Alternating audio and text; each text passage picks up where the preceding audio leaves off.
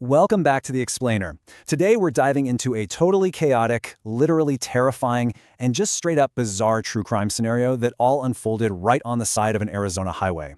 It's known as the fake Uber.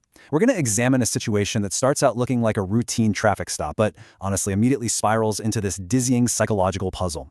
It's a story of incredible survival, master illusion, and just a chilling evasion of the law. Okay, let's just jump right into this unbelievable plea made by a handcuffed suspect to the deputies who had just pulled him over. The suspect, who is sitting right there in the back of a patrol car, literally begs the police to tell his victim to crucify him. He wants her to say she was kidnapped. He's demanding that she stick to that story. I mean, take a second to really process how completely backwards that is. Right? It creates this instant mystery, throwing us right into the middle of a high-stakes psychological game. Why on earth would a guy caught with a terrified woman in his car actually beg law enforcement to have her press kidnapping charges against him? Well, the answer to that question reveals a mind frantically spinning an illusion to cover up a deeply sinister reality. On one side, we have this guy claiming to be part of a massive, shadowy federal rescue operation, and on the other, a terrified woman fighting for her life. So let's get into part one, a desperate cry for help. All right, let's set the scene for a second. It's just after 5 p.m. in Yavapai County, Arizona, and deputies are conducting a high-stakes traffic stop. Now, the catalyst for this dramatic stop was a terrified woman secretly passing an incredibly detailed, alarming note to a totally random customer at a gas station. And listen, she didn't just scribble help on a napkin. She provided her full name, the suspect's exact vehicle information, a phone number, and even their intended route. She slipped this to a bystander while the suspect was supposedly right there watching her. The bystander thankfully immediately called 911, which allowed law enforcement to track the vehicle down and intercept them. It was a brilliant, literally life-saving move. Which brings us to part two, the suspect's wild tale. So deputies pull the car over, separate the two of them, and start asking questions. And guys, this is where the story splits into two entirely different universes. The 41-year-old suspect, Jacob Wilhoit, immediately spins this bizarre cinematic defense. He tells the police with a totally straight face that they are fleeing cartels. He claims he's working directly with the Department of Justice, the Department of Defense, Border Patrol, and 2 federal judges. He even tells the cops to call the numbers on his burner phones to verify his story with the feds. But then, on the other side of things, we have the grim, terrifying physical reality reported by the woman. She tells the police, "He's my ex-boyfriend, he zip-tied me to the car seat." Plus, she already had an active protective order against him. It's just this massive collision of delusion and reality. To make this massive delusion sound somehow legitimate, Jacob tries to totally baffle these rural deputies using pseudo-legal jargon. He repeatedly insists that a writ is coming. Now, a writ is just a formal written order from a court. Jacob claims this mythical writ will grant them full immunity, and that forensics are currently being done to validate his covert operation. He's actively trying to overwhelm the officers with all these government buzzwords, hoping they'll just get confused and let him drive away to save her. Oh, and he doesn't stop there. No way. To really sell this illusion, he claims he had already rescued 7 other women from trafficking rings across Utah and California. 7! He paints himself as this rogue, off-the-books hero working with some ghost agency to extract women from danger.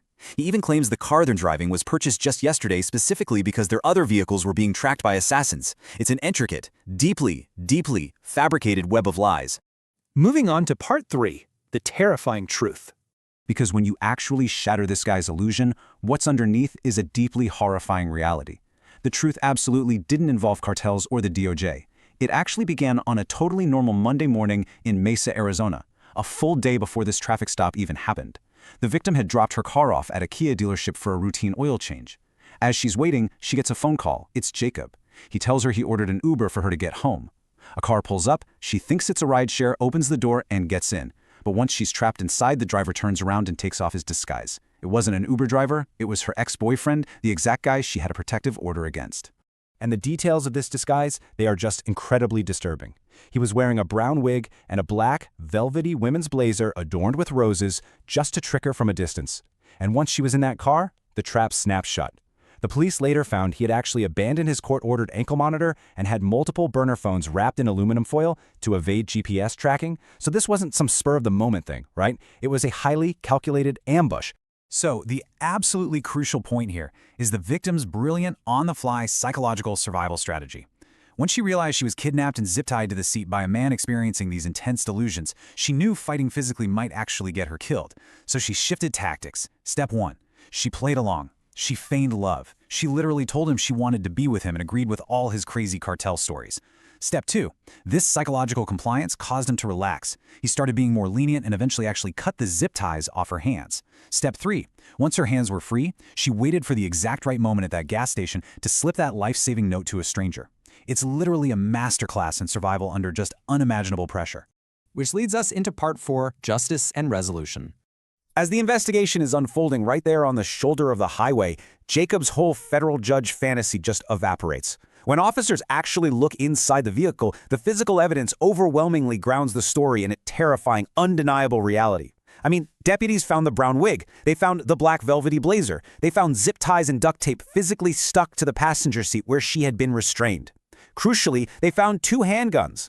They also found the foil-wrapped burner phones. And get this. When deputies actually called the federal contacts Jacob had listed in those phones, the person on the other end was just some random guy who had absolutely no idea who Jacob was. But, Jacob's manipulation went way beyond physical restraints and disguises. He was actively trying to destroy her life and isolate her entirely. The victim, who was a bookkeeper at the time, revealed to the police that Jacob had previously called her employer. He posed as the Mesa Police Department on the phone and caused so much drama that her employer simply fired her just to avoid the headache. He was dismantling her independence piece by piece. So while Jacob is sitting in the back of the squad car demanding federal immunity, police dispatch gets back to them with the absolute truth. There were no federal judges coming to save him. Instead, dispatch confirmed her parents had already reported her missing earlier that day. There was an active, valid protective order against him, and Jacob's probation officer had already issued 2 active warrants for his arrest. He was a fugitive, not a federal operative. So after all of this, the fake Uber disguise, the zip ties, the frantic gas station note, the insane federal agent cover story, you totally expect a massive legal hammer to drop, right? Well, actually, despite the horrific ordeal and crystal clear evidence, the most severe charges, including the kidnapping and aggravated assault, were dropped or pled down. Jacob Wilhoit pled guilty to misconduct involving weapons and witness tampering, and his sentence, 1 year behind bars, which was already satisfied by the time he had served awaiting trial, followed by 4 years of supervised probation. Essentially, he walked out. Which brings us to our final and honestly deeply unsettling thought for today. We are left looking at a woman who did everything right. She got the protective order. She used brilliant psychological tactics to survive being taken. She bravely passed a note to a complete stranger. Yet her abusers still managed to orchestrate a terrifying kidnapping and ultimately basically just received probation. It's a chilling conclusion that leaves us questioning the true effectiveness of the legal system. When a protective order isn't enough to stop a fake Uber disguise and a trunk full of zip ties, how do we truly protect the vulnerable from targeted, elaborate domestic abuse? Thank you so much for joining me on this explainer, and I'll see you next time.